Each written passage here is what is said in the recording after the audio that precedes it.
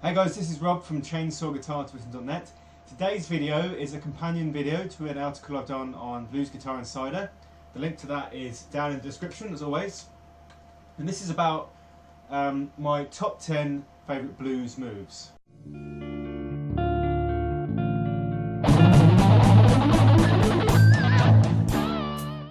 So if you head over to the article linked in the description, there is a diagram of the scale we're going to be using. This is this scale.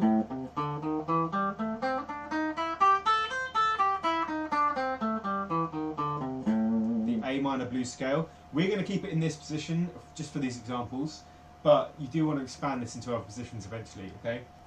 Okay, the first one. This is bending to the third. So we're bending from the minor third to the major third. You can take that in any third. So we're bending the minor third up one fret. Okay, let's do example lick with this in. Would be something like this.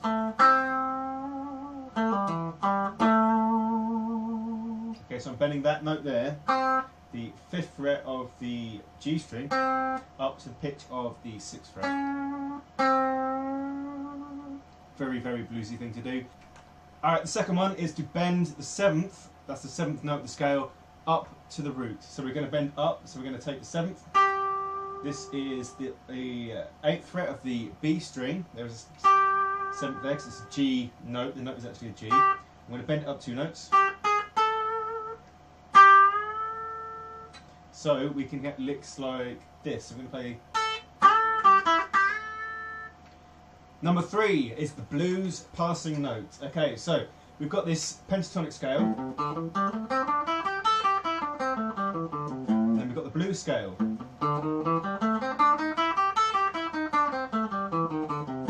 There's one note added, that is the flat 5th. This is our passing note. Right, you wouldn't want to land on that note. Sounds a bit awkward, a bit off. What we're going to do is pass through it in various different situations. So you might want to bend into it and then out of it. So added a bit of a bend on the third there. That's the kind of idea. So I'm bending here. That's it played in notes, and then number 4 is probably something you've seen me do already in this video, and that is ending a lick on the root. Okay, so you're going to just jump to the root at the end of a lick. So for example, we're going to mix this with the third bend from earlier. So, right, I'm going to go play that and then just jump to a root. So it doesn't matter if it's going down or going up. Just jump into the root.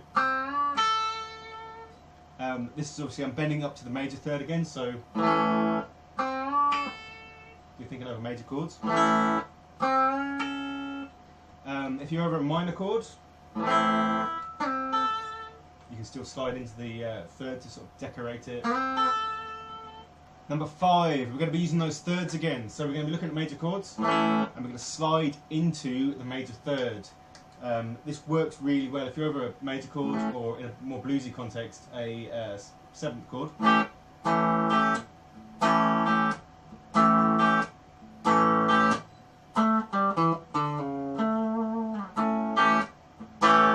So example there is just coming down the scale, the root note, the 7th, the 5th, the 4th, and then we can slide down 1 fret. It's a really good way to end sometimes a blues progression. Next we have call and response. This is something that's used in a lot of different music styles and genres, and it's basically when you have 2 phrases, one's the call and one is the response. You can also say one is the question and one is the answer. And so you have a phrase with a question intonation, maybe going up, and then the answer phrase bringing it back down. So I'll play that one more time.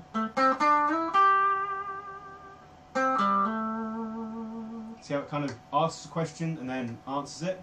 You can try this with many different things, thinking of a question in your head. So it's got that question intonation. And then, so it's answering your question that you set up. This is a great way to start phrasing. It's not just used for blues, used for many different other styles too. Next we have something that Eric Clapton's actually quite good at, which is switching between the major and the minor scale. So if we have a lick, this is in the minor pentatonic, A minor pentatonic. Move it down 3 frets. So that's original fret, down 1, down 2, down 3. And we play the same thing again. It's now in the major scale, the major blues. Major blues scale. Obviously this isn't going to work if you've got either a major or minor chord. It'll work over a dominant 7 chord.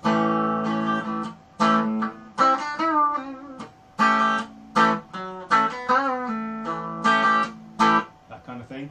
Or if you've got a steady root note, so if your bass player is just doing an A, then you're good to go on that as well. Move number 7 is to borrow a little bit from the Dorian mode. The full Dorian mode is this scale.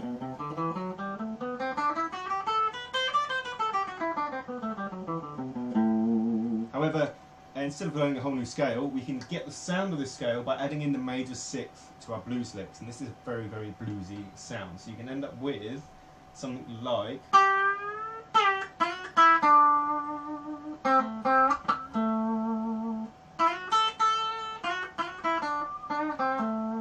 So I'm adding in the note there on the 7th fret of the B. This is 1 fret below the 7th of the scale.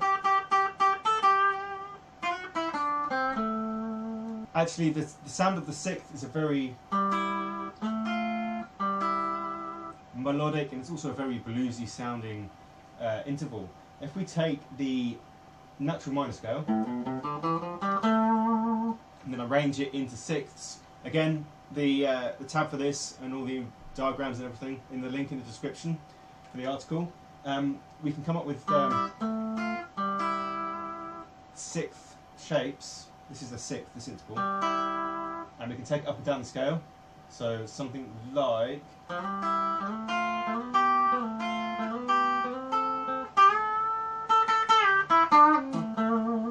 Number 10 in my favourite top 10 blues moves is called the rake. Now this is something that works and sounds epic with a bit of distortion.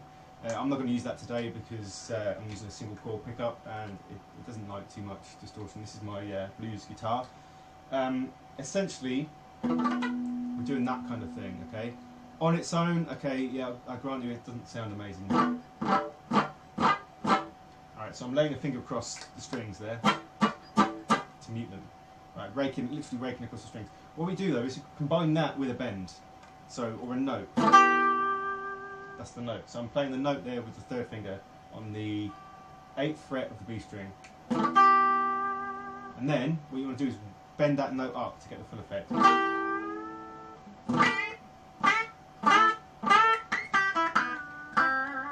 So you don't have to rake across the full fretboard, I'm just doing that to show you how to do it. What you want to do is obviously combine these and moving about, see what you can come up with yourself.